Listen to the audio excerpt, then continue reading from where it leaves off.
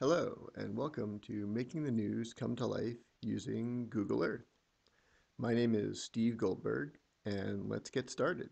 So the first thing that we're going to need is some news. I often get mine from NPR, and this is today's NPR page, and there's lots of news to choose from. I'm going to scroll down here to a picture that I found pretty compelling, the best photograph in a National Geographic contest. Let's click on that.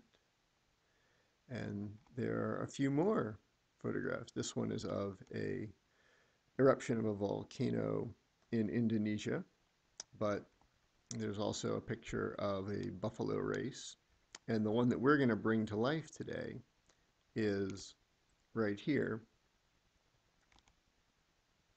and it's of a ship being taken apart by people. You can see some of the people here and here in the picture.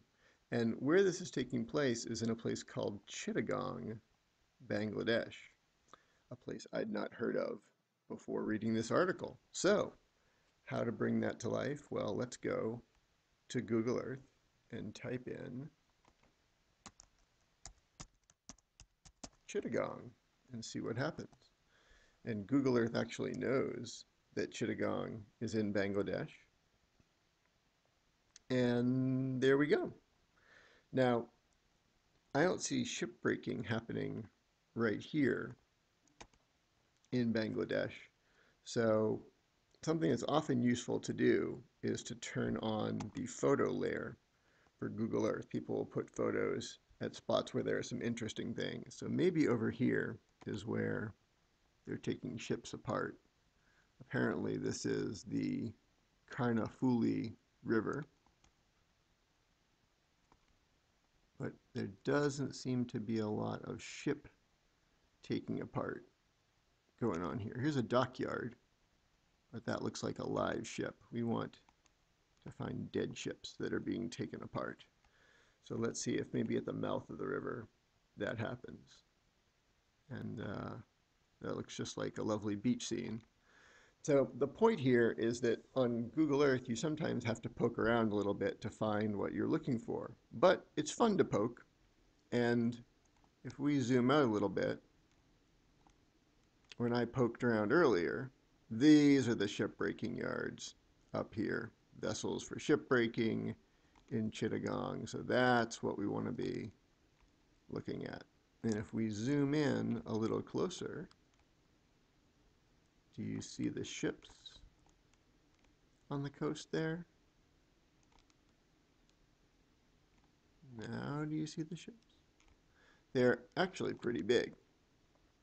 And so what I want to do to share this with students or have students share this with one another if they were the ones who found this article is have them add a place mark, which is pretty easy to do on Google Earth. You just click up there on add a new place mark.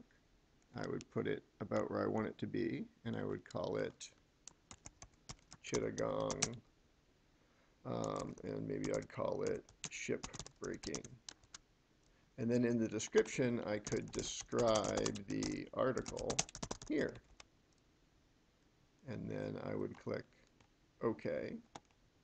And now I have a new place mark called Chittagong, and I can get to it anytime I want to get to it. I've actually done this already for us.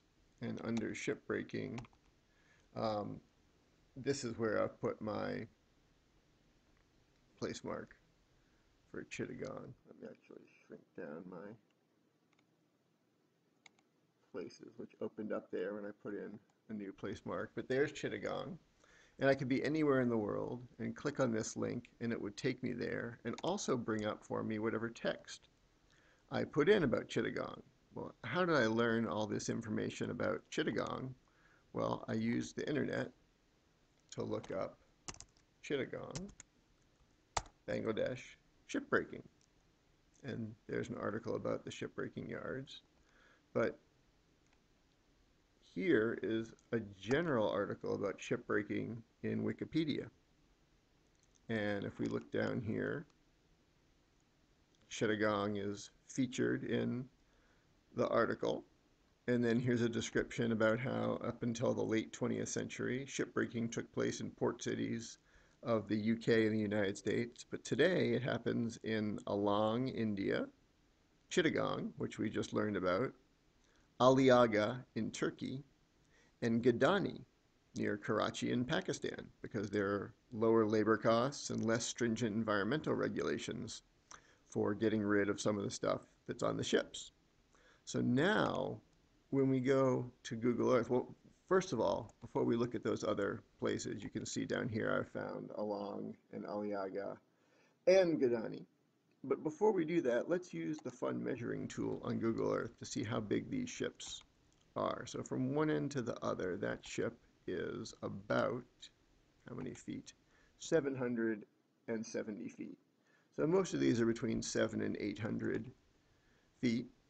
And I wanted to get some perspective, which Google Earth is also quite good at helping us get. So I'd previously marked the pyramids in Giza.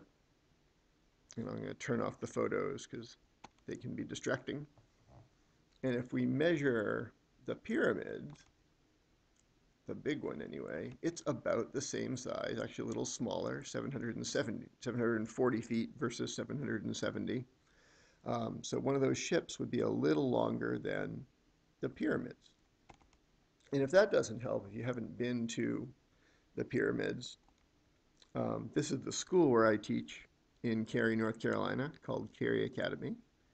And if we go from the administrative building all the way across the quad to the back of the gym, that's 717 feet. So one of these ships would go all the way across our pretty sizable campus.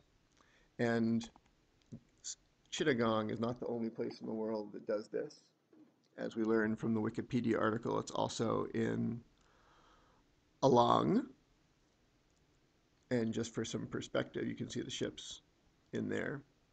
And so either side of India, you can find some shipbreaking going on. This is in India, and this is in Bangladesh, back over in Chittagong.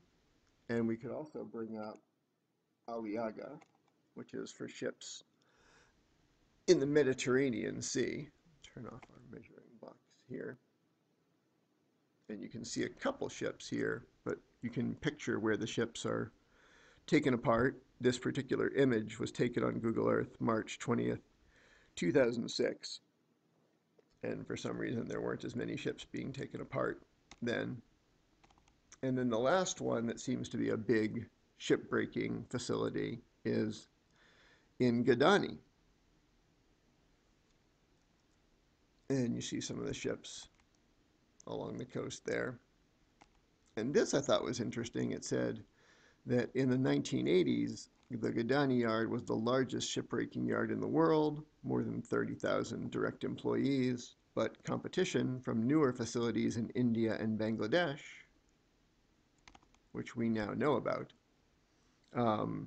resulted in a significant reduction in output. And now there's about 6,000 workers because they've reduced the taxes on scrap metal. So folks are starting to do it here. But India and Pakistan seem to have more of the shipbreaking business.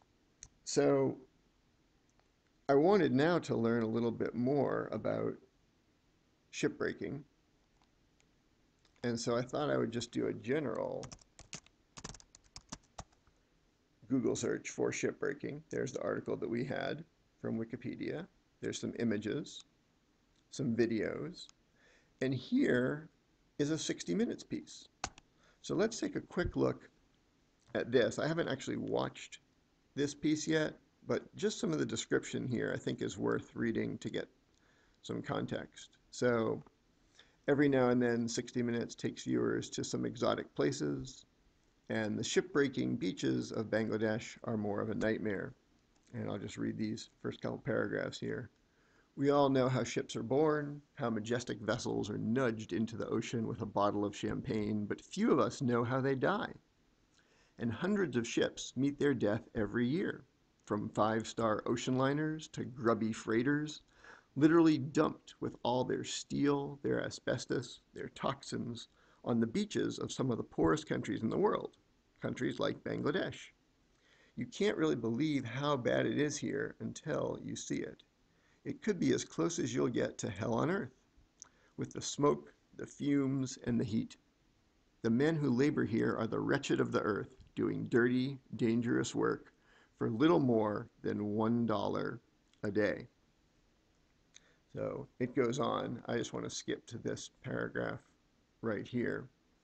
They're working day and night, and when night falls, the work continues, and the beach becomes an inferno of smoke and flames and filth.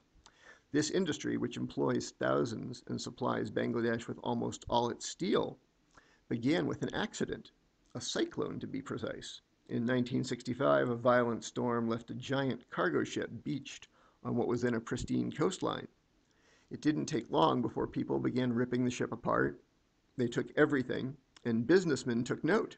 Perhaps they didn't need a storm to bring ships onto this beach here. And the rest, as they say, is ship breaking history.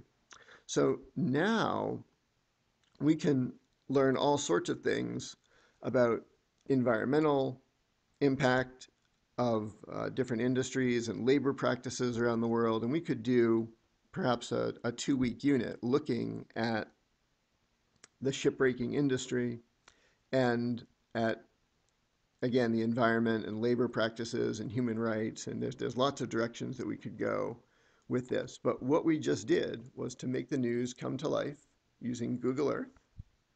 We found a picture that looked pretty compelling. We learned about where the picture's from here in Chittagong. And then we brought Chittagong to life using Google Earth.